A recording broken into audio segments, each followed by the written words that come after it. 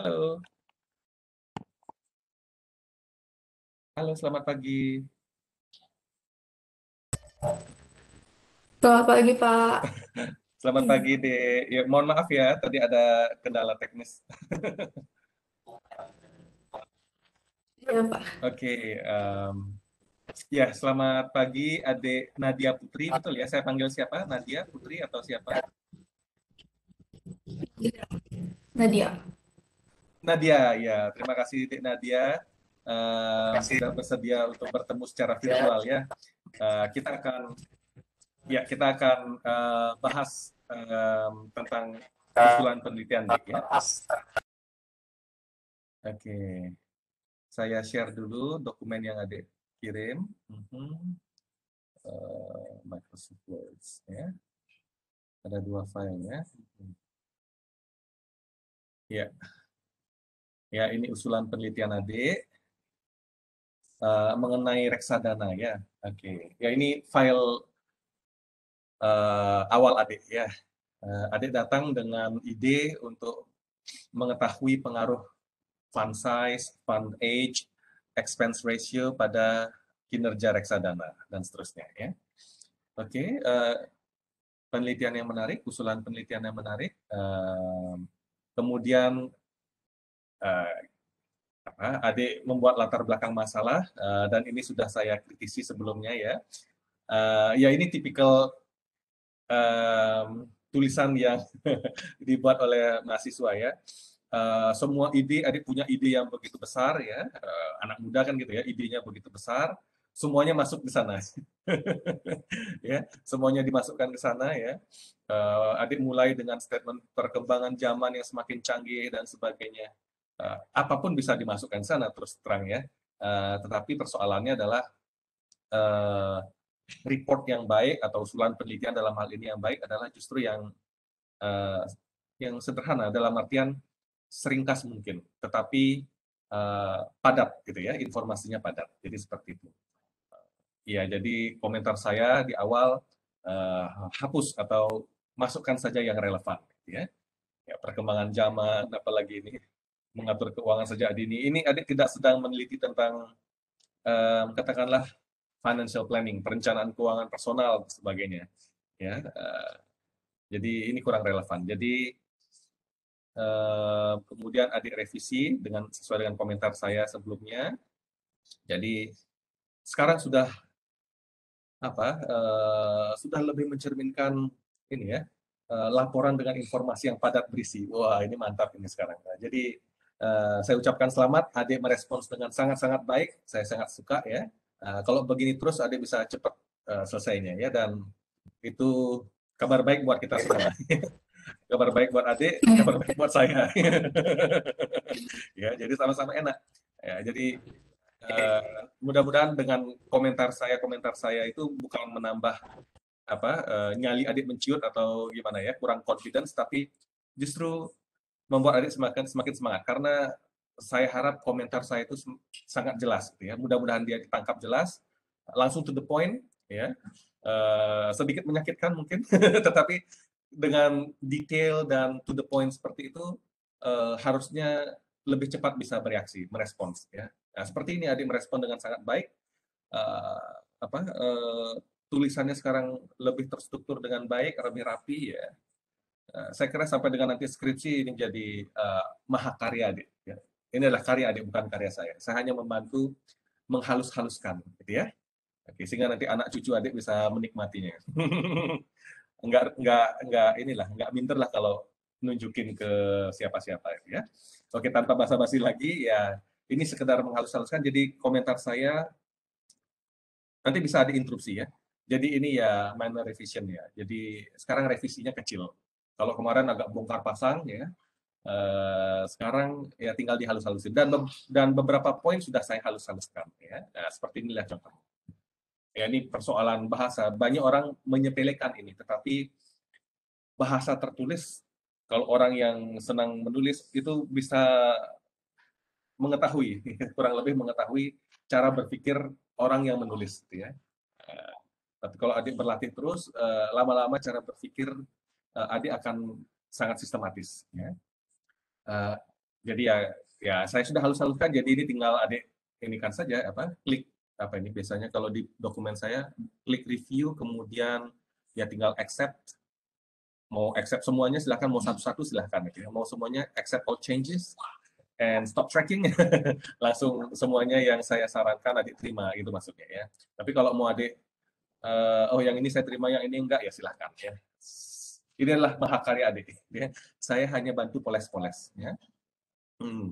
Sehingga mudah-mudahan ini menjadi lebih jelas. Gitu ya. Oke, latar belakang sudah sangat bagus. Adik mulai dari menyampaikan apa tujuan penelitian ini. Ya, jadi nggak banyak basa-basi. Gitu ya.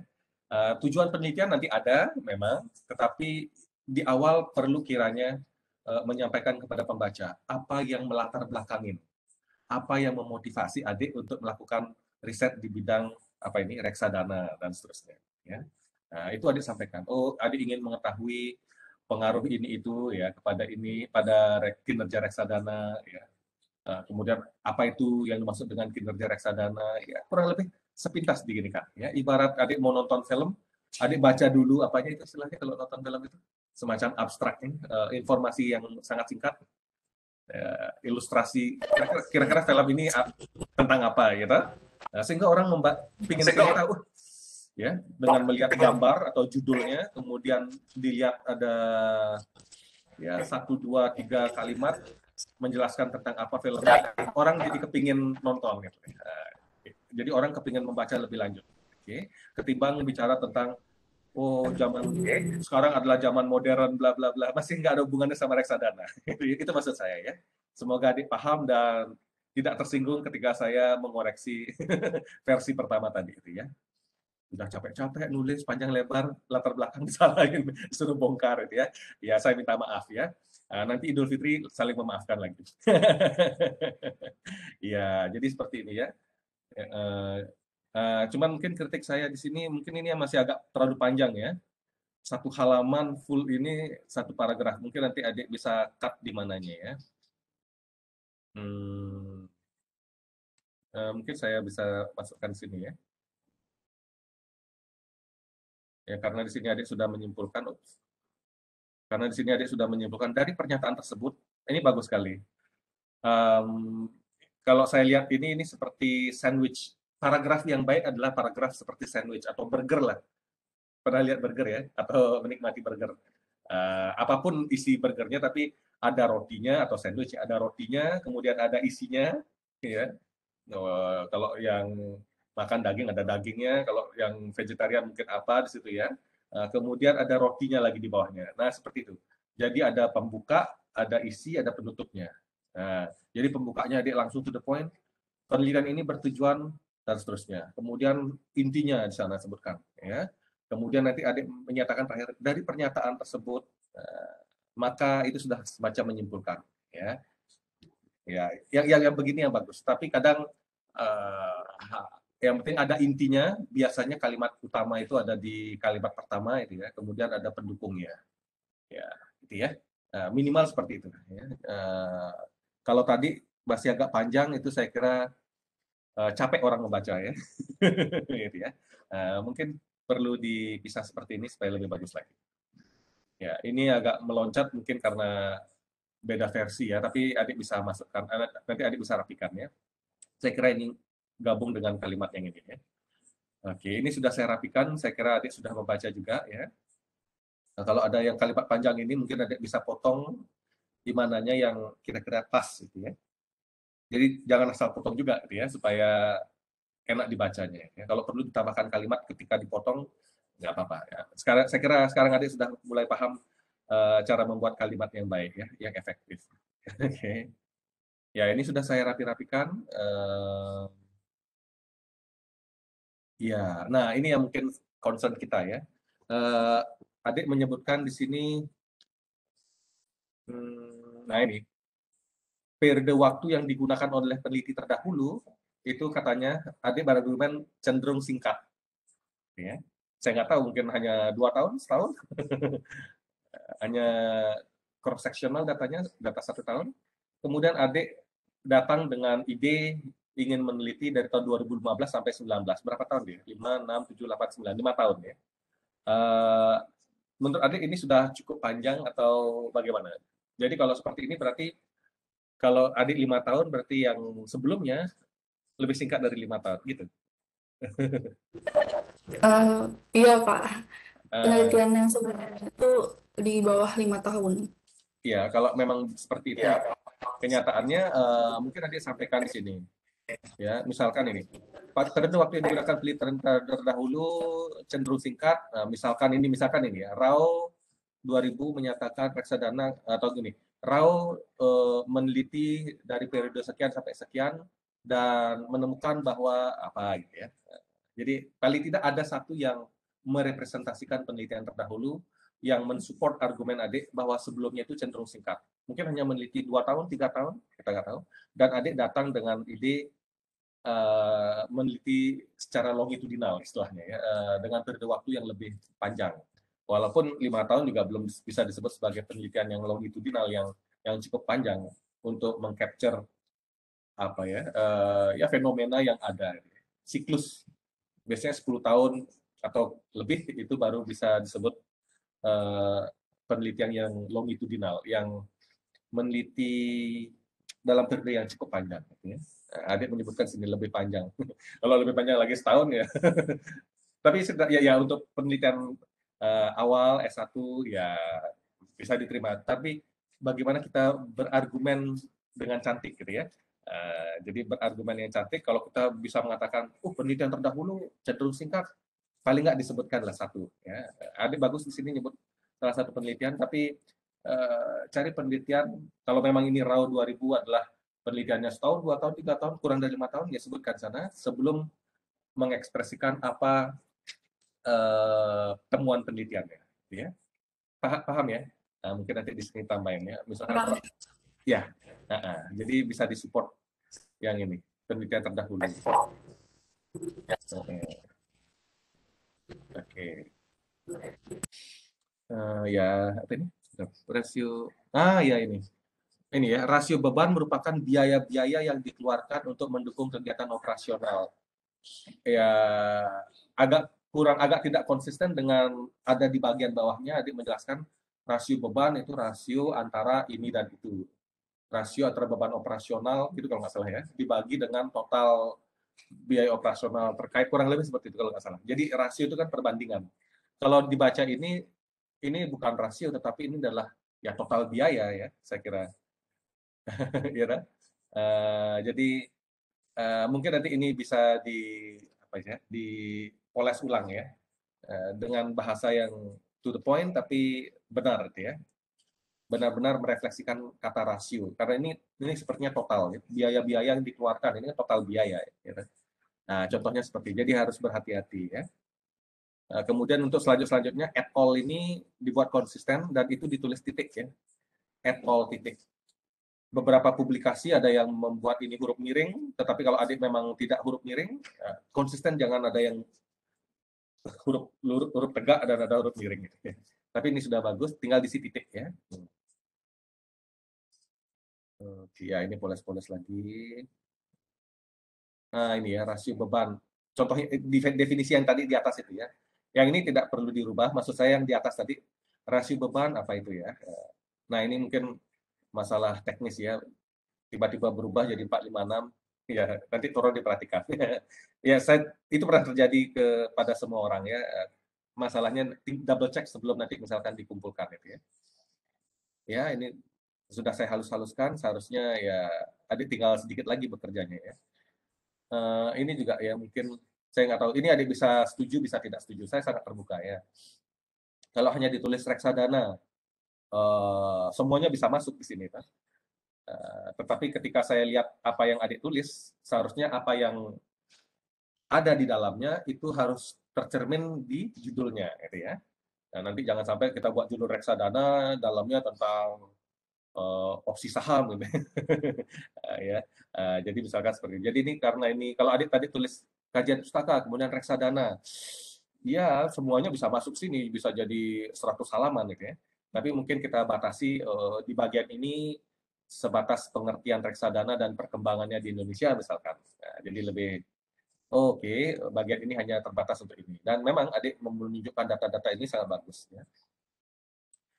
Oke, ya saya kira udah bagus sekali sekarang. Ya ini NAB karena sebelumnya adik sudah menyebutkan NAB itu apa, nilai aset bersih, ya tidak usah berkali-kali disebutkan dalam setiap halaman gitu ya kalau menyebut NAB. Ya. Oke, ya masalah redaksional kalimat. Ya, ya ini NAB berdasarkan jenis reksadana itu ya. Jadi lebih baik daripada nilai aset bersih masing-masing reksadana ya. Saya cuma mengalus-haluskan aja ya. Ide ceritanya, ide besarnya ada di adik. Adik sudah tuangkan, saya tinggal mengalus-haluskan. Saya mencoba memahami maksud adik ngomongin apa sih ini. Kemudian kalau belum tercermin di sana saya haluskan ya. Ya, seperti ini. Kinerja reksadana merupakan cerminan tingkat bla bla bla. Saya kira lebih bagus dikatakan kinerja reksadana merefleksikan, jadi lebih advance kalau merefleksikan tingkat pengembalian yang diberikan oleh reksadana kepada investornya. Ya, mudah-mudahan bisa diterima ya. Tapi kalau dia tidak terima bisa di debat ya. Saya suka diajak berdiskusi. Bukan berarti saya yang paling benar ya. Saya membantu adik supaya tulisannya lebih, mudah-mudahan bisa lebih bagus. Apa ini ya? Saya sampai lupa juga apa yang saya kritisi. Cek kalimat halaman ini, kalimat pertama. Bertentangan dengan kalimat selanjutnya. Rasio beban mencerminkan efisiensi dan seterusnya. Nah, kemudian ada kalimat lain yang saya sudah highlight. Diversifikasi portofolio dilakukan ini seharusnya lebih baik apabila biaya yang dikeluarkan semakin tinggi. Kenapa? Katanya kalau beban rasio beban ini menunjukkan efisiensi. Ya logikanya ya kalau bebannya semakin tinggi harusnya nggak efisien ya kan. Nah ternyata di sini disebutkan diversifikasi yang ini diversifikasi portofolio ini lebih baik kalau biayanya semakin tinggi sehingga meningkatkan kinerja reksadana. Ini nih gimana ceritanya? Nanti mungkin dipikirkan atau sekarang bisa ya. Resume lah Pak. Iya ya. Kalau itu sebenarnya itu saya kebalik kayaknya naruh ininya apa kalimatnya seharusnya yang paragraf 2 yang di paragraf 1, sedangkan yang di eh, highlight kuning yang di bawah tuh dijadiin paragraf 2. Kalau seperti itu kira-kira eh, bisa nyambung nggak Pak? Paragraf 2 yang ini. Ini maksudnya. Yang tingginya beban pengelolaan reksadana akan menurunkan tingkat pengembalian reksadana. Yang ini ya. Paragraf kedua. Ya paragraf kedua ini mau harusnya pertama. Iya, iya. Iya dan ya makanya saya sebutkan di Iya. sini rasio beban yang ini lebih lebih masuk akal definisinya. Rasio beban perbandingan antara beban operasional reksadana dengan total dana yang dikelola. Ya, ini lebih bagus definisi rasio beban ketimbang yang sebelumnya tadi yang saya kritisi. Mana dia? Agak di atas ya. Di mana ini ya? Ini ya, mana ya? Mana ya? Lupa. Oh, redefine di sini. Nah, ini rasio beban. Nah, nanti dibuat konsisten ya. Jadi pakai definisi yang tadi itu. Ya. Ya. Kemudian, ya, kelewatan. Ya. Mana dia? Ini ya. Ya. Ini juga bisa rasio beban mencerminkan efisiensi. Ya, jadi berapa beban operasional tadi definisinya ya, beban operasional dibandingkan dengan total beban. Ya, beban operasional untuk mengelola reksadana dibandingkan dengan total beban apa ini? Mungkin nanti dipertegas total beban yang diakui oleh perusahaan reksadana atau total beban apa itu ya? Mungkin nanti bisa dipertegas lagi. Ini mencerminkan efisiensi masuk akal, cuman ini kalimat ini yang agak bermasalah. Ya. Ini yang bermasalah. Misalkan ini, rasio beban berpengaruh positif pada kinerja reksadana. Kalau bebannya tinggi, berarti relatif tidak efisien. Mengapa bisa berpengaruh positif pada kinerja reksadana? Mungkin dicari tahu argumentasi dari penelitian sebelumnya, mengapa rasio beban berpengaruh positif. Ya. Kalau dia berpengaruh positif, berarti semakin tinggi rasio bebannya, semakin tinggi kinerja reksadananya. Kan begitu logikanya dari statementnya berpengaruh positif. Kalau dia berpengaruh positif, berarti apakah kita bisa berargumen bahwa rasio beban ini mencerminkan efisiensi kalau begitu? Karena kalau kita bicara efisiensi, logikanya adalah kalau semakin efisien, maka performance-nya bisa lebih baik. Kurang lebih seperti itu ya. Ya, performance dalam artian laba atau tingkat pengembalian. Jadi paling tidak yang namanya sesuatu yang lebih efisien dalam hal biaya, dari segi biaya, itu memiliki konotasi yang lebih positif. Konotasinya positif. Oh, saya bisa melakukan ini dengan biaya yang lebih efisien. Nah, itu konotasinya positif. Kemudian mengapa kalau rasio bebannya tinggi, beban operasionalnya lebih tinggi dibandingkan dengan total biayanya, bukan lebih tinggi, maksudnya rasio ya perbandingan antara total beban dengan total biayanya yang lebih tinggi dibandingkan dengan rasio beban perusahaan lain, kenapa yang begitu itu lebih positif kinerjanya? Nah, itu yang mungkin perlu dipikirkan argumentasinya ya, dengan menunjukkan penelitian terdahulu, ya misalkan Ranparia dan sebagainya, kalau dia ada argumentasinya mengapa hubungannya positif, alangkah baiknya disampaikan di sini. Dan sebaiknya dibuat logis itu ya, harus logis. Antara statement sebelumnya, kalau kita ngomong rasio beban ini mencerminkan efisiensi, harusnya menurut saya ya, mungkin saya salah. Menurut saya harusnya dia hubungannya negatif, berpengaruh negatif maksud saya. Ya, sama seperti ya dia bisa berargumen ya. Sama seperti mungkin kita berargumen rasio utang terhadap apa misalkan ya, ROE atau apa ya, ROA atau ROE ya.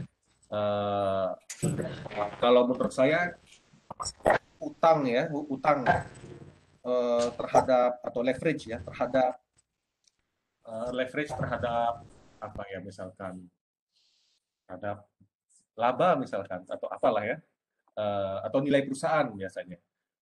Biasanya kan hubungannya itu memang tidak linear ya, tetapi hubungannya itu seperti parabolik. Parabolik. Betul ya parabolik.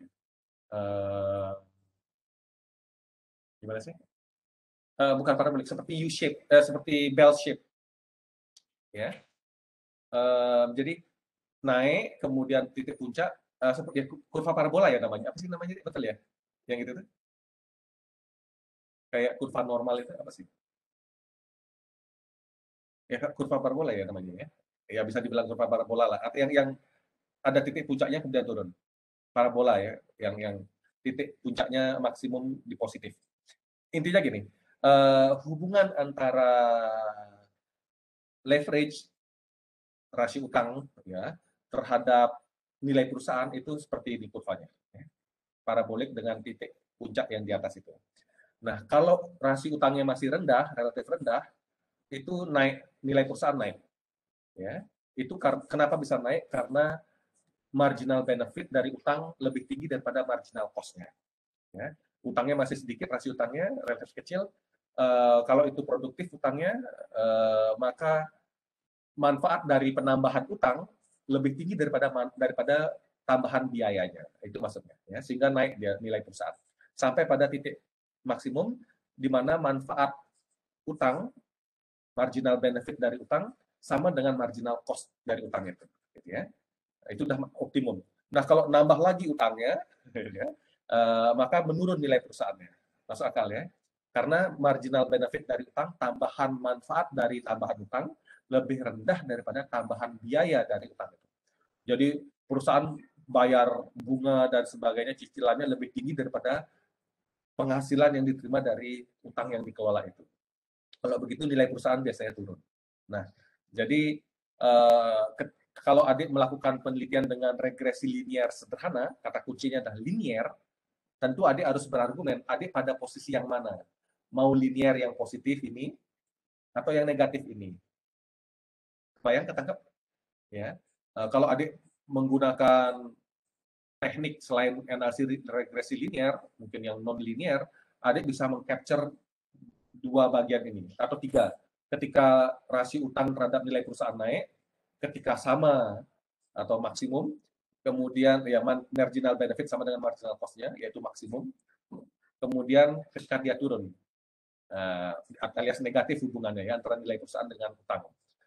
Nah, adik yang mana? Kalau adik berargumen rasio beban berpengaruh positif pada kinerja reksadana atau kalau tadi nilai perusahaan, contohnya, itu berarti adik mengcapture yang satu bagian ini, yaitu utang itu masih rendah, relatif rendah, ya, di mana marginal benefit dari utang masih lebih tinggi daripada marginal cost-nya. Ya, itu kalau utang, gitu ya. Logikanya seperti itu.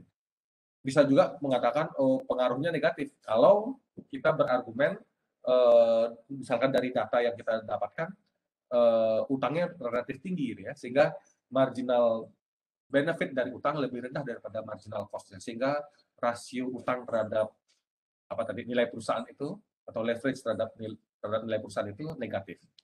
Jadi apakah kita duga berpengaruh positif atau negatif, ya tergantung dari perilaku datanya, ya data yang kita amati. Kalau adik melihat, wah ini rasio beban terhadap rasio beban operasional dengan total bebannya kayaknya rendah, kami menduga oke, ini berpengaruh positif. Misalkan seperti itu. Atau di pihak yang lain kalau ada melihat rasio bebannya kayak tinggi-tinggi semuanya ini datanya, mungkin ada berargumen ini berpengaruhnya negatif pada kinerja reksadana. Semacam itu logikanya. Karena ya rasio beban atau rasio utang gitu ya, umumnya sifatnya non-linear, seharusnya non-linear. Tetapi karena untuk S1 ya adik hanya melihat sepenggal, okay. Adik berargumen secara sederhana, oke, semakin tinggi beban, semakin rendah kinerja, harusnya gitu ya logikanya ya. Tetapi kalau beban itu bisa dikelola dengan baik, ya harusnya beban yang tinggi juga menghasilkan kinerja yang positif. Nah, jadi modelnya gitu, bisa positif, bisa negatif. Tetapi bagian mana yang adik capture gitu ya, itu yang adik tonjolkan. Di situ argumentasinya. Ya. Kayak ilustrasi saya tadi itu tentang leverage atau utang itu. Ya, tapi ini kan bukan utang, tapi beban ya. Jadi ya adik harus cari argumentasinya ya, yang logis dan konsisten. Ya. Itu maksud saya, Dek. Ya, kalau ini agak saya lihat agak kontradiktif ya antara statement satu dengan yang lainnya. Di statement satu ada ingin menunjukkan bahwa rasio beban itu mencerminkan efisiensi. Jadi semakin rendah rasio bebannya, maka semakin efisien seharusnya. Ya. Jadi sehingga kalau semakin tinggi rasio bebannya, semakin tidak efisien. Berarti kalau tidak efisien, seharusnya logikanya kinerjanya semakin rendah. Kalau menggunakan logika tautan ini antara kalimat satu, kalimat lainnya, dan supporting arguments-nya. Tetapi kalau adik mau menduga supaya tidak berubah semuanya ya, kalau adik ingin mengatakan bahwa rasio beban berpengaruh positif pada kinerja reksadana, maka argumentasi sebelum kalimat ini harusnya dibuat konsisten sehingga mengarah kepada conclusion atau kesimpulan atau hipotesis bahwa variabel rasio beban ini berpengaruh positif. Ya, jadi situ ya saya minta nanti diperbaiki di sini. Karena ini masih agak bertentangan, gitu ya. Oke, bisa diinterupsi kapan aja deh ya. Jadi bukan persoalan paragraf kedua di bawah pertama, kemudian yang kedua saya kira tidak ada masalah. Yang pertama ini ada masalah. Masalahnya adalah ketidakkonsistenan argumen antara argumen di awal dan pendukungnya. Kalimat utama dan kalimat penjelasan. Gimana, Adik Nadia? Ya nanti bisa dipikirkan ya. Yang paragraf 2 itu kan ya diklirkan sekarang biar nanti gimana. Yang paragraf 2 itu kan saya jelasin kalau berdasarkan penelitian terdahulu rasio beban itu berpengaruh negatif pada kinerja reksadana. Nah, kalau misalkan di paragraf 1 saya jelasin soal itu bagaimana kira-kira Pak? Kemudian untuk yang maksud pengertian yang lain itu bertentangan dengan kenyataan tersebut yang berpengaruh positif itu Pak, yang paragraf pertama, kemudian saya jadikan paragraf kedua, kira-kira Oh eh, iya iya iya. bagaimana? Oh saya paham maksudnya, saya paham maksudnya. Yang ini menunjukkan hmm, ya rasio beban mencerminkan efisiensi pengeluaran dasar dana dan Oke, iya iya iya saya paham. Yang ini statement ini lebih terkait dengan hubungan yang negatif tadi itu ya. Itu yang maksud tadi ya. Iya, sehingga bisa Iya, dikelompokkan di sini. Ya, iya, ya saya ya kalau itu boleh. Kemudian berikutnya mm, yang positif. Yang positif gitu. iya, Iya, iya boleh, boleh. Boleh. Jadi paragraf pertama menunjukkan pengaruh yang negatif, kali paragraf kedua pengaruh yang positif. Boleh, boleh. Iya, iya. positif. Bagus. Jadi ya, jadi dalam satu paragraf ide pokoknya ide pokoknya harus satu gitu ya. Jangan jangan campur aduk ya. Apalagi kalimat utamanya bilang kesannya mengatakan hubungannya negatif, tapi supporting argumentsnya menunjukkan positif. Jadi, oh, kok nggak konsisten gitu ya. Nah, Oke, kalau seperti itu silahkan ya. Ya, ya. Oke, saya kira adik sudah paham maksud saya. Iya, Pak. Oke, terima kasih. Hipotesis, ya saya kira ini bersih. Ya, bagus. Rasio beban, oh akhirnya adik hipotesisnya adalah yang berpengaruh negatif ya. Iya betul ya. Semakin tinggi rasio beban, semakin rendah kinerja reksadana. Oke, oke. Ya. Nah ini rasio beban negatif ya ya betul. Oke. Sip sip. Ya nanti jadi intinya harus konsisten antara setiap bagiannya. Jangan sampai nanti ada yang ini ya terlupakan atau tidak konsisten di bagian yang lainnya. Objek penelitian apa ini? Ya objek penelitiannya ya variabel-variabel itu deh ya. Oke. Mungkin nanti ditambahkan reksadana apa? Karena tadi adik di awal sudah menjelaskan atau menyebutkan adik ingin fokus ke kinerja reksadana saham ya kan? Betul ya? Nah, kalau gitu mungkin di awal masih ngomongin kinerja reksadana dan seterusnya. Begitu adik sudah mulai ngomongin kinerja reksadana saham, berikutnya langkah baiknya adik mempertegas reksadana saham, kinerja reksadana saham dan seterusnya. Itu maksud saya ya. Sehingga tidak lepas orang, oh reksadana yang mana itu. Nanti lihat lagi halaman pertama, jangan sampai seperti itu. Jadi jangan mempersulit pembaca. Jadi, kalau adik baca novel atau baca apa, kan adik ingin tidak terlepas gitu ya. Jadi kadang perlu diingatkan lagi pembaca itu. Jangan sampai dia lihat halaman pertama, siapa sih si isi ini dia lupa itu ya. Nah, kadang perlu disebutkan, oh si ini itu adalah anaknya si ini gitu ya kadang-kadang. Nah, jadi seperti itu. Jadi buat menarik ya. Walaupun ini adalah ilmiah tetapi ya seperti itu sama juga filosofi. Akan mereflek ya. Ya, saya kira sudah bagus. Makanya saya bilang minor revision jadi ya standar deviasi apa cara ini. Ya mungkin nanti ini teknis ya, adik bisa mengacu ke literatur atau penelitian terdahulu, mungkin bisa dilengkapi. Kalau ada standar deviasi apa itu ya, bukan hanya standar deviasi ya. Ya standar deviasi dari, saya kira standar deviasi dari ini NAB kalau nggak salah ya. Kalau datanya tentang NAB ya, berarti ya standar deviasi dari dataset dari NAB itu menurut saya. Ya. Saya nggak tahu adik apa ini nanti. Standar deviasi realnya Pak, tingkat pengembalian Tingkat reksadana saham. pengembaliannya, oke. Ya, jadi ya saya kira nanti kan ada di Excel-nya kan standar deviasi sama dengan STD Dev apa itu ya. Nah, jadi apanya yang dicari standar Ya, deviasinya? Ya, berarti nanti ditulis kata ya, standar deviasi tingkat pengembalian reksadana saham mungkin tadi lebih lengkapnya reksadana saham. Saya kasih tanda tanya ya. ya. Ya adik yang nanti adik, karena ini adalah riset adik yang punya ide, adik yang tahu mau diapakan datanya. Untuk penjelasannya saya kira supaya pembaca tahu standar deviasi apa ini, ya apanya ini gitu ya. NAB-nya kan seperti tadi saya bertanya-tanya, apanya yang di standar deviasi ini ya. Oke, kalau sudah, maksud saya Ya, gini deh, Kak. kalau adik membuat dengan detail, jelas, tegas, nanti reviewer atau misalnya penguji, penguji bakalan nyaris tidak bertanya karena sudah jelas apa yang mau ditanyain, kecuali emang tujuannya adalah nyari-nyari masalah. Kalau seperti itu saya bisa bantu adik. Ya. Kalau adik sudah membuat dengan seperti saya, kalau saya sudah membaca dengan jelas, saya tidak perlu bertanya lagi. Sudah bisa saya kasih nilai sudah sangat bagus gitu ya. Kecuali memang ingin menguji pembimbing pengujinya ingin menguji pengetahuan adik, kalau itu lain lagi ya. Saya kira dalam ujian skripsi yang diuji adalah skripsinya, apa yang ditulis. Kalau dia merasa seperti saya tadi, standar deviasi, ini standar deviasi apa? Itu pertanyaan. Dan itu bukan pertanyaan yang sifatnya ingin menjatuhkan adik, karena dia ingin tahu, karena belum tahu, tidak jelas. Makanya kita jelasin dengan baik melalui paper adik itu, sehingga tidak ada lagi pertanyaan-pertanyaan yang sifatnya seperti itu. Ya.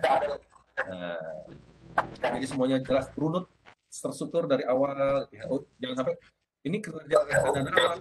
Padahal di awal adik sudah menyebutkan reksadana saham, tapi cuma sekali aja adik sebutkan. Berikutnya adik gini, sehingga dia miss pengujinya. Itu maksud saya. Kalau adik sudah buat dengan sangat baik, ya dengan ya mudah-mudahan saran ini bisa membuat semakin baik. Mestinya adik sedikit sekali akan mendapatkan pertanyaan yang sifatnya mempertanyakan ketidakjelasan tadi itu. Jadi ya. Ya. Kalau saya pribadi saya tidak akan bertanya menguji kemampuan, saya tidak seperti itu. Karena ya menurut saya ujian skripsi adalah menguji apakah skripsinya sudah jelas, kalau belum jelas ditanyakan, dimintai konfirmasi, saya kira itu aja. Ya. Dan mungkin yang dimaksud pengujian itu adalah juga diuji apakah benar adik ini yang membuat skripsinya, apakah paham. Gitu. Tapi saya kira saya belum pernah menemukan ada mahasiswa Universitas Udayana yang dibuatkan skripsi atau membeli skripsi. Ya. Oke. Kita semua punya etika seperti itu. Ya, ya saya kira sudah jelas kalau ini. Ya ini seperti yang saya bilang tadi, standar deviasinya apa? Ya. Tadi ada sudah klarifikasi, sudah bagus. Ya. Yang dimaksud adalah tingkat pengembalian. Oke, bagus. Ya ini ukuran, jangan sampai hanya ukuran sama dengan ukuran apa? Ukuran reksadana saham gitu misalkan. Ya. Buatlah se-clear mungkin. Bayangkan kalau adik sedang membaca punya orang, ukuran apa ya? Ukuran pakaian bisa jadi. Jadi seperti itu. Usia reksadana. Nah, ini ya ini contohnya. Saya masih bingung. Kalau definisi usia reksadana, jumlah numerik, idenya udah bingung saya. Jumlah numerik dari hasil penjumlahan, udah mulai bingung. Penjumlahan bulan, gimana saya menjumlahkan bulan Januari, Februari pada tahun reksadana, sama diterbitkan hingga bulan pada tahun, saya bingung. Bulan pada tahun periode penelitian. Ya itu ini. Jadi bingung. Setelah baca satu kata, dua kata, digabungkan dengan kata lainnya sudah bingung. Jumlah numerik dari penjumlahan bulan, apa ini, pada tahun reksadana saham diterbitkan, hingga bulan pada tahun periode penelitian. Saya mencoba mengerti, saya ngerti maksudnya, karena saya sering membimbing, menguji, meneliti juga model-model begini. Saya paham maksudnya, tapi kalimat adik belum mencerminkan apa yang ada di kepala adik. Saya paham isi kepala adik, ya, karena saya biasa membaca tulisan mahasiswa, saya paham. Tetapi apa yang adik ekspresikan, masih belum mencerminkan apa yang adik maksudkan. Dan ini bisa menjadi pertanyaan bagi penguji. Supaya pengujinya diam, nggak nanya, dan langsung ngasih nilai bagus, ya kita rapikan di sini. Ya. Saya paham maksud adik. Jadi kalau misalkan bulan, apa misalkan dia, ini adik datanya nanti gimana? Ada tanggalnya harian atau ada tanggal langsung bulan aja? Atau tahun aja? Kalau tahun saja kan gampang. Tahun 2015, berarti di tahun 2015 ya berapa nol gitu ya. Kalau 2016 berarti 1 tahun usianya. Tapi kalau bulan, misalkan bulan Juli 2015, kemudian 2015 ini data adik maunya ditulis apa, Desember atau gimana? Nah itu juga harus diekspresikan. Jadi kalau reksadana ini diterbitkan bulan Juli, ya kemudian periode pengamatan adalah Desember atau akhir periode, nah berarti dia 6 bulan misalkan atau berapa. gitu ya. Terus tadi sebutkan sini kalau ada tanggalnya, ada cut off point-nya. Kalau sebelum tanggal 15 atau sampai dengan tanggal 15, maka dihitung atau tidak. Nah, itu juga ada disebutkan. Buat seclear mungkin. Kalau bisa ada ilustrasinya. Jadi misalkan reksadana A, katakanlah seperti itu. Terbitnya tanggal, kalau tanggal ya, tanggal 3 apa Juli 2015. Nah, maka usianya pada periode pengamatan 2015 yaitu atau Desember 2015 yaitu sekian bulan. Nah, jadi pembaca oke, gini dia cara menghitungnya. Karena ini operasional ya. Definisi operasional berarti harus benar-benar jelas bagaimana adik mengukur variabel ini. Ya, seclear mungkin. Kalau ada rumusnya dengan rumusnya, kalau tidak seperti ini agak sulit dicari rumusnya dengan ilustrasi. Saya kira dia paham ya. Kemudian baru nanti coba dihaluskan ininya. Nanti bisa kita konsultasikan selanjutnya ya. Mungkin adik buat potongan ini taruh di WA. Kalau gini kira-kira udah jelas nggak definisinya? Nanti saya rapikan di sana. Ya, tanpa harus semua satu file ini. Boleh. Setiap saat silakan dikonsultasikan ya. Buatkan. Mohon izin bertanya, Iya, iya. kalau kalau selain hari kerja boleh chat Bapak, Pak? Oh ya, Kayak silakan, Sabtu, silakan. Minggu. Silakan, silakan. Anytime ya. Ya kalau saya slow respons, kalau sedang ada kegiatan pasti nanti akan saya baca. Pasti saya akan balas ya. Ya kalau kalau slow respon ya mohon maaf ya. Karena saya mengerjakan yang lain juga ya. Ya sabar aja. Pokoknya tanyakan aja Iya, Pak. nanti Kasih. pasti saya akan balas ya. Mungkin malam hari baru saya sempat balas ya. Oke. Ya, ya. Rasio beban merupakan perbandingan rata-rata. Ya. Kenapa rata-rata? Kalau tadi rasio beban adalah perbandingan Iya, antara total beban operasional atau apa ya. Tiba-tiba ada rata-rata di sini. Itu contohnya. Jadi bingung. Nanti saya kayak dia salah ngomong. ini kayaknya Iya. baca. Jadi academic writing atau ya tulisan akademis, paper akademik itu harus logis, satu harus konsisten dan clear gitu ya. Ekspresinya harus clear.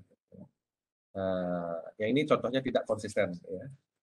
Di awal dia bilang si A adalah ibunya si B. Tiba-tiba ada di halaman berikutnya si A adalah anaknya si. Jadi pembaca bingung, ini ceritanya apa ini? Tadi dia bilang ibu, sekarang anaknya. Yang mana sebenarnya? Modelnya gitulah. Ini saham, reksadana saham atau reksadana apa? Jadi clear kan. Oke, jadi pembaca oke, terus bisa menikmati tulisan adik. Oke, oke. Apalagi di awal sudah ada sebutkan tujuan penelitian ini adalah ini. Jadi orang oke, fokus oke, ini adalah paper tentang reksadana saham. Oke, oke, oke. Yang diteliti adalah 3 variabel ini. Jadi adik ngomongin variabel-variabel ini aja. Jangan tiba-tiba ada variabel lain adik omongin. Gitu maksudnya ya. Oke, jadi mudah-mudahan ini jadi bekal adik nanti tesis S2, S3 seperti ini konsepnya. Nah, tapi tingkat pendalamannya akan berbeda. Nah, untuk S1 ini sudah sangat bagus ya. Cara menyajikannya sekarang persoalan. Jadi belajar. Saya pun juga sedang belajar. Ya. Ini mungkin sumber datanya. Apa ini? Jenis data yang digunakan dalam penelitian inilah data kuantitatif. Ya, ada jenisnya kuantitatif atau kualitatif. Kuantitatif oke. Data tersebut berupa laporan keuangan. Saya kira laporan keuangan bukan datanya ya, tapi sumber datanya. Adik dapatnya dari mana? Data apa modelnya tadi? Kinerja apa tuh? NAB apa gitu kan dari laporannya. Ini bukan data penelitian adik. Jadi saya hapus. Data tersebut berupa ya NAB, tanggal efektif, beban operasional. Nah, ini mungkin adik dapatkan di sebuah sumber, misalkan laporan keuangan atau apalah ya. Jadi yang datanya apa? Data yang akan adik pakai adalah NAB untuk mengukur apa tadi? Apa itu tadi? Ukuran ya, betul ya? Ya size-nya ya, betul ya? NAB-nya. Kinerja, saya sama kinerja. Kalau yang AUM-nya apa ya? Ukurannya. Ukuran, Oh ya ya, Pak. berarti NAB ini kinerja ya. Ya ini untuk kinerjanya, ini untuk usianya, Oke. ini rasio bebannya, ya ya rasio beban. Terus apa lagi tadi? AUM-nya belum ya? Ya mungkin Oh AUM-nya di iya sini Pak. kurang. Tanyakan ya. Jadi Iya apa Pak. yang data kuantitatif apa yang adik dapat yang akan adik gunakan? Nah, ini disebutkan sini. Data tersebut berupa ini, tapi bukan data berupa laporan keuangan. Karena ini adalah jenis data. Ya. Iya. Tapi kalau nanti sebutkan sumber datanya, nanti berdasarkan sumbernya, ada lain lagi. Sumbernya data yang digunakan adalah data sekunder. Ya, ada orang lain atau pihak lain yang sudah menyarikan atau menghitungnya itu ya. Adik tinggal comot data sekunder yang diperoleh dengan cara mengunduh. Ya, oke lah ini sumbernya, ya masuk akal. Nah itu maksud saya. Ya. Kalau ada laporan keuangan ya mungkin masukkan sini dengan data sekunder berupa laporan keuangan yang diperoleh dengan cara mengunduh di website ini misalkan. Nah, adik yang lebih tahu ya, di mana dapat data itu. Mau dibuat lebih spesifik, NAB dan AUM diperoleh di website ini, tanggal efektif di website ini, itu lebih bagus lagi. Ya, jadi membaca clear, oke. Ketimbang, oke ada reksadana, BI, ini dapat data apa, di BI dapat data apa, Bareksa dapat data apa, orang bisa bertanya. Dan itu bisa jadi pertanyaan. Memperkecil kesempatan orang bertanya, ya buat sejelas-jelasnya. Ya, ketika saya dalam posisi seperti adik, saya berusaha seperti itu. Sehingga yang ditanya ya nyaris nggak ada, tinggal basa-basi aja. Mungkin pertanyaannya, habis S1 mau ngapain? Habis nggak ada pertanyaan, sudah semua clear. Ya, itu terjadi dengan saya waktu saya dalam posisi adik. Ya, jadi kita ngomongnya ya santai jadinya. Karena tulisan kita sudah clear bagi mereka. Gitu ya. Ya. Walaupun ya beda kepala pasti dia ada beda persepsi. Tapi setidaknya tidak terlalu apa istilahnya, seperti dicerca itu ya. Seakan-akan adik itu punya banyak kesalahan gitu ya. Biasanya kalau tulisannya yang terlalu buruk, wah itu dari awal adik sudah tertekan sebagai mahasiswa. Di awal dari judul sudah dipertanyakan, kok bisa begini? Apa maksudnya? Pertanyaan kedua impresinya udah jelek, adik sudah mulai, aduh, gitu ya, segala macam penyakit keluar, mules, sakit kepala, ya jadi nggak makin konsen. Tapi kalau sudah impresi pertama dosennya pengujinya, oh clear. Jadi pertanyaannya bagi adik akan menjadi sederhana karena semuanya sudah clear, gitu ya. Percayalah. Mudah-mudahan saya bisa membantu dari sudut pandang itu ya. Ya, apalagi ini masih UP. Nanti ada dosen apa istilahnya? Apa sih dalam UP? Mas, Dosen apa lagi satu? Pembimbing bukan pembimbing apa? pembimbing dan bahas. Pembahas ya. Dosen pembahas apalagi nanti lebih menyempurnakan tulisan adik ya. Oke. Ya, metode sampel. Nah, ini ya. Kalau tadi Ade sudah menyebutkan reksadana saham, terus tiba-tiba muncul konvensional. Apa yang kalau ada konvensional biasanya ada yang lebih modern, kontemporer, konvensional ada kontemporer. Nanti bisa dipertanyakan, maksudnya ini apa? Apa bedanya dengan reksadana saham yang lainnya yang non konvensional? Nah, contohnya seperti jadi harus clear. Ya. Kalau amannya sih reksadana saham yang terdaftar di OJK pertanggal atau sebelum tanggal ini dan seterusnya lebih clear. Atau kalau memang ada pembedaan, ada konvensional non konvensional, kemudian adik harus clear kan, adik pilih yang mana, maksudnya data penelitian adik, data reksadana saham yang mana, apakah yang konvensional ini atau yang kontemporer atau apalah nggak tahu. Ada yang tahu datanya kayak gimana. Ini gimana? Bisa diklarifikasi sekarang atau nanti? Mohon izin Pak. Iya. Sebenarnya kan kalau reksadana saham itu ada yang konvensional, yang saya lihat tuh ada yang konvensional sama yang syariah. Nah, Oh, jadi syariah. Oke. saya niatnya pakai nulis konvensional untuk Oke. menekankan Oke, oke. Sekarang clear. konvensional. Tapi lagi, Aha. setelah saya pikirin lagi, apakah sebaiknya tetap ditulis konvensional atau tidak perlu ditulis? Soalnya kalau reksadana saham aja itu kayaknya sudah bisa sih mencerminkan reksadana konvensional karena tidak ada embel-embel syariahnya. Jadi kira-kira menurut Bapak baiknya tetap ditambahkan konvensional atau atau biarkan saja reksadana saham? Oke, pertanyaannya bagus. Sama seperti kalau meneliti di perbankan ya, bank umum ada yang konvensional, ada yang syariah itu ya. Saya tidak tahu ada lagi kriteria lainnya. Kalau tadi saya bilang konvensional, kontemporer ya. Kalau dalam konteks yang lain ya, yang konvensional itu berarti tradisional gitu ya. Kemudian ada yang modern. Tapi ternyata adik klarifikasi, itu tadi contohnya penguji, dia ingin menguji adik, plus juga dia tidak paham dengan kalimat ini gitu ya, karena ada pertanyaan di benaknya, konvensional itu maksudnya apa? Karena sebelumnya tidak ada tulisan konvensional, yang ada cuman reksadana saham. Oke, sama seperti di bank umum ada konvensional, ada yang syariah, gitu ya. Kalau adik memang fokusnya non syariah, gitu ya, dan menurut adik datanya cukup dari segi kecukupan data, misalkan di atas dari 30 jumlah observasinya, ya sudah cukup ya reksadana saham yang konvensional. Mungkin di sini ditulis reksadana saham konvensional dalam kurung non syariah yang terdaftar di OJK. Sehingga pembaca oke, dia tidak mencakup yang syariah, ya. Ini juga sama non syariah. Nah, oke. Sebelumnya sebaiknya kalau sudah seperti ini, sebaiknya juga perlu dibuatkan ini 1-2 kalimat yang di awal tadi, yang adik menyebut reksadana saham tadi. Penelitian ini menguji atau meneliti bla bla bla reksadana saham atau apa. Jadi adik sebutkan sana, reksadana saham dalam penelitian ini adalah reksadana saham konvensional dalam kurung non syariah. Nah, gitu ya. Di awal sudah sebutkan, nanti di sini ya dipertegas lagi ya.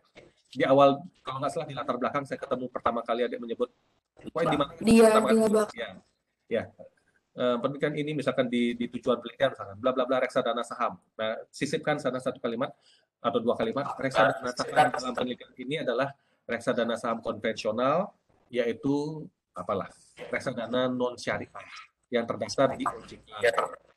Saya tidak tahu sebelumnya adik sudah ada tulisan otoritas jasa keuangan atau belum, ya. Jadi kalau Sudah, sebelumnya Pak. ya, kalau sudah berikutnya tinggal OJK aja, jangan lagi diperpanjang lagi. Ya, kalau sudah disebutkan kepanjangan dan singkatannya. Good, bagus. Jadi seperti itu ya. Dan kalau adik bisa berargumen lebih bagus lagi. Mengapa hanya yang konvensional? Mengapa yang kenapa tidak yang syariah juga disebutkan, dimasukkan? Nah, kalau bisa dapat argumentasi itu, sebenarnya itu yang bagus. Ya. Jadi clear. Ya, buat se-clear mungkin, crystal clear. Kira-kira ada argumentasinya nggak? Mungkin argumentasi yang ada mungkin ya. Non syariah, yang syariah lebih sedikit jumlahnya, sehingga kalau dimasukkan juga tidak signifikan kali. Kalau itu masuk akal, secara akademik bisa diterima, masukkan. Gitu ya. Saya nggak tahu seperti apa sifat datanya, gitu ya. Jadi sebaiknya dibuat argumentasinya mengapa hanya fokus di yang konvensional, yaitu non syariah. Mengapa tidak melibatkan melibatkan yang reksadana saham syariah? Ya. Saya kira itu tugas adik untuk memikirkan ya. Adik bisa sebutkan misalnya hal ini karena nggak tahu ya, adik bisa dikonfirmasi ya. Karena reksadana saham syariah jumlahnya masih belum begitu banyak, misalkan seperti itu bahasa sederhananya. Yaitu misalkan ada 10 dibandingkan dengan total reksadana saham yang ada 100 misalkan. Sehingga penelitian ini tidak memasukkan yang berbasis syariah, misalkan seperti itu. Nah, itu juga bisa diterima. Ya. Saya nggak tahu sifat datanya seperti apa, adik yang tahu. Nanti bisa dikonsultasikan. Ya. Kalau misalkan adik berpikir, udah deh, kalau gitu tak masukin, ya bisa aja. Ya berarti jangan ditulis konvensional. Jadi misalkan reksadana saham konvensional dan syariah. Jadi di latar belakang juga sebutkan reksadana saham dalam penelitian ini mencakup reksadana saham konvensional dan syariah yang terdaftar di OJK dari rentang waktu sekian sampai sekian. Kalau gitu sudah komplit. Luar biasa ya. Nah, jadi se-clear mungkin, jangan berharap ada pertanyaan yang masuk dari ekspresi yang ada tuliskan di sini. Ya. Buat crystal clear mungkin. Nah, ini juga bulan tahun, ya pokoknya se-clear mungkin. Saya kira adik paham maksud saya ya. Jadi adik ketika menulis pertanyakan lagi, kira-kira orang ngerti nggak kalau saya tulis seperti ini? Gitu ya. Itu namanya reflective writing gitu ya, merefleksikan dirinya. Sekarang kan adik bukan penulisnya, kalau adik adalah penulisnya, adik tahu betul. Cuman kadang ada apa yang ada di kepala kita tidak berhasil tertuang dengan clear di tulisan. Sehingga namanya reflective writing itu adalah ketika menulis, kita merefleksikan tulisan kita. Kita baca. Makanya sambil ngetik, kadang-kadang saya ngomong, bla bla bla bla bla. Kok kayaknya pembaca nggak ngerti ya kalau saya ngomong dan membaca. Padahal maksud saya bukan seperti itu. Saya balik lagi. Jadi seperti itu. kayak ada di cermin merefleksikan diri ya. Ketika kita bicara, kita coba lihat kira-kira orang melihat kita bicara asik nggak, paham nggak dia, gitu ya. Nah, jelas nggak pronunciation apa pelafalan kita, nah, gitu ya. Sama dengan begitu, latihan presentasi di cermin, latihan bernyanyi di cermin. Gitu juga ketika menulis ada reflective writing. Jadi mencoba merefleksikan orang kira-kira kalau baca paham nggak dengan apa yang saya tulis ini. Kalau saya baca, saya sebagai pembaca paham nggak, gitu ya. Ini saya coret habis supaya tidak terlalu banyak basa-basi. Saya tidak suka basa-basi karena kalau terlalu banyak basa-basi kadang-kadang menyimpang. Gitu ya. Metode pengambilan sampel yang digunakan metode pengambilan sampel dalam penelitian ini malah lebih bagus lagi. Metode pengambilan sampel dalam penelitian ini adalah purposive sampling dengan kriteria sebagai berikut. Jadi langsung to the point, ya. Oke. Metode pengumpulan data. Ya, metode pengumpulan data merupakan oke kalau definisi dulu boleh. Yang penting logis. Data dikumpulkan dengan cara mengakses laporan keuangan reksadana saham, mungkin saya nggak tahu, makanya saya kasih tanda tanya. Ada yang lebih tahu? Mungkin kalau ada website yang tersedia di website ini mungkin ada yang mungkin lebih paham ya. Seperti yang saya bilang tadi, data dikumpulkan dengan cara apa ini? Mengakses laporan keuangan reksadana saham, PT misalkan. Data NAB diperoleh dari website ini, data ini diperoleh di website ini. Kalau seperti itu lebih bagus lagi, ya. Itu maksud saya. Sehingga orang pembacanya oke. Jadi dia percaya, oke, ini adik mengerjakannya sendiri. Karena memang betul, yakinkan lagi. Saya dapetin data ini di sini, saya dapetin data ini di sini. Gitu ya. Oh, bagus sekali. Ya. Sip. Uji asumsi klasik ya ini teknis ya. Uji normalitas ya boleh. Significance tulisannya gini ya. Bukan signifikan pakai K.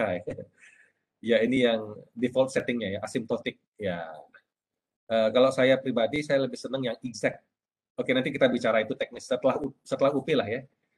Saya kira ini masih bagus ya. Uji normalitas di sana ada nanti kalau di SPSS, saya tidak tahu ada pakai SPSS atau apa ini, ya nggak apa-apa. Nggak usah disebutkan juga nggak apa-apa. Misalkan pakai SPSS nanti ada menunya, di menu pengujian normalitas itu ada pilihannya. Kalau yang default settingnya ya asymptotic, makanya tulisannya asymptotic. Tapi biasanya sih sama. Tapi kalau seandainya ada perbedaan, misalkan, oh ternyata datanya tidak normal, nah, coba diklik nanti pilihannya ada exact, ya pasti exact. Nah, itu mudah-mudahan seperti yang diharapkan ya, datanya terdistribusi normal. Oke, kita bicara teknis nanti belakangan ya setelah UP. Kalau sudah ada datanya, ya sehingga saya sementara abaikan ini dalam artian sudah clear ya, linearitas ya VIF. Kebetulan saya mengajar ini dan riset saya juga ada yang kuantitatif, ada yang kualitatif. Jadi yang ini nantilah teknis kita bicara ya. Yang penting secara garis besar sudah masuk betul. Persamaan regresinya juga sudah. Ya, ya, ya. Mungkin ini error term. Ya. Oke. Ya, determinasi adjusted R square ya. Hmm.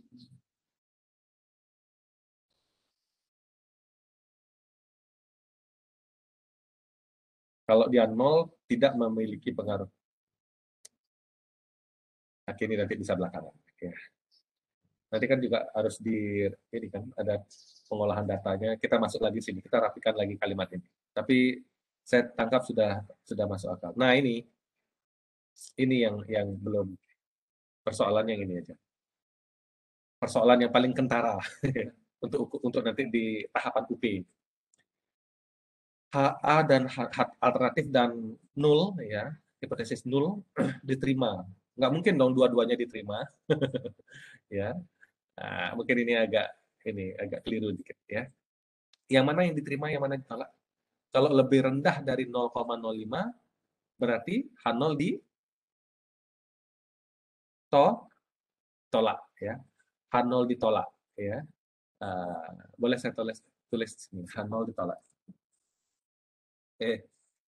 Yang dirapikannya ditolak.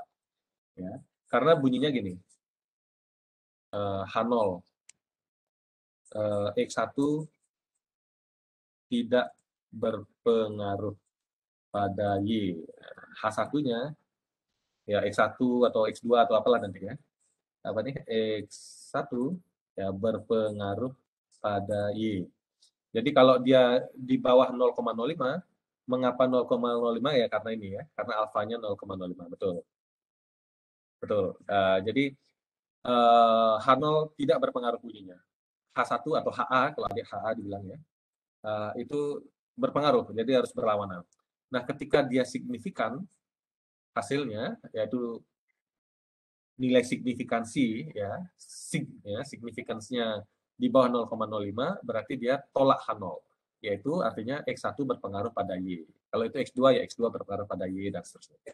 Kalau yang uji F berarti X1, X2 dan X3 berpengaruh pada Y bersama-sama deh ya.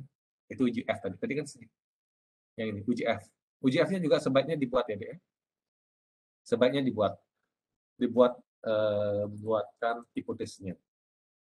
Ya, dibuatkan hipotesisnya sama seperti ini. Cuma nanti seperti ini dia, H0 kurang lebih bunyinya gini ya.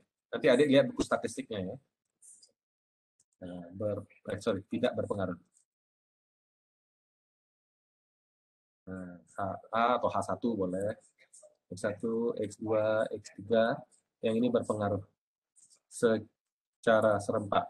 Nah, boleh dibuat pada Y. Terus, tadi ada tulisnya serempak nggak ya?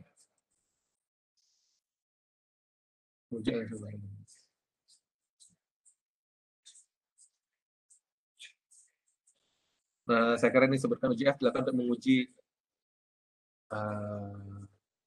menguji pengaruh variabel bebas, menguji pengaruh serempak ya, bersama-sama ya, variabel bebas pada variabel terikat. Saya kira itu ya. Uji F dilakukan untuk menguji pengaruh serempak variabel bebas pada variabel terikat. Oke. Signifikan dan F apabila probability values atau significance-nya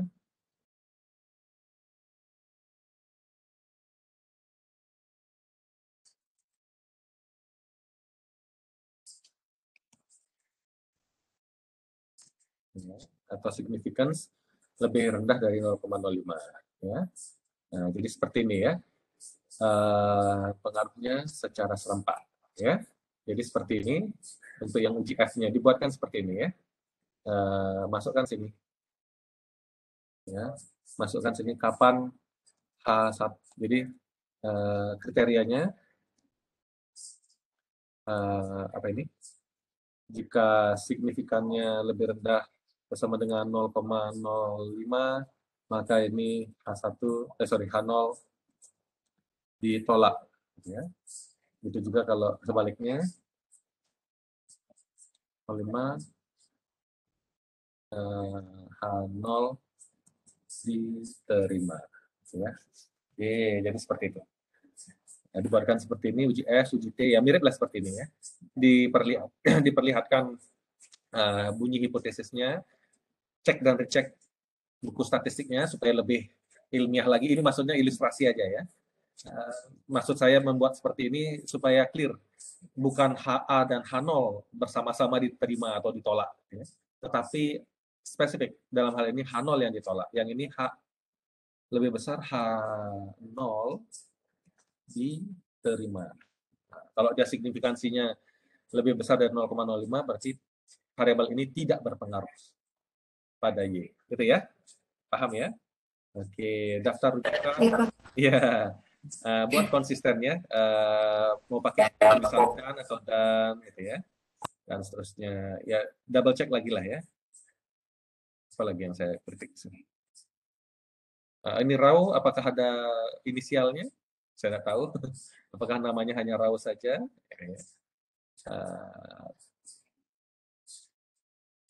Saya nggak tahu ini Journal of Business apa. Ya, ini Journal of Business Ethics atau Journal of Business Research atau apa? Journal of Business saja. Ya. Ya ini. Vijaya Kumar NSM. Saya kira N.S.M. ya. Koma dan siapa nama belakangnya? Tiba-tiba SRCK. Dari Medley. Iya, saya nggak Ya tahu. lupa saya cek. Iya, contohnya itu ya.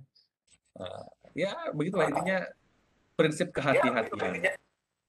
Ya. Oke, clear semuanya. Gimana? Ada persoalan yang mau ditanyakan? Ayo giliran adik. Sudah sih Pak tadi sudah Bapak jelaskan dan sudah sempat juga saya tanya-tanyakan. Jadi untuk sejauh ini sudah sih Pak. Sudah. Mungkin Oke. nanti waktu Ya, berikutnya silahkan lagi. silahkan langsung direspon, tidak lanjutin. Kalau ada yang belum clear, silahkan ditanyakan. Kalau nanti saya ada waktu, pasti saya akan balas ya. Oke, mungkin agak slow respons ya, nggak langsung Gitu.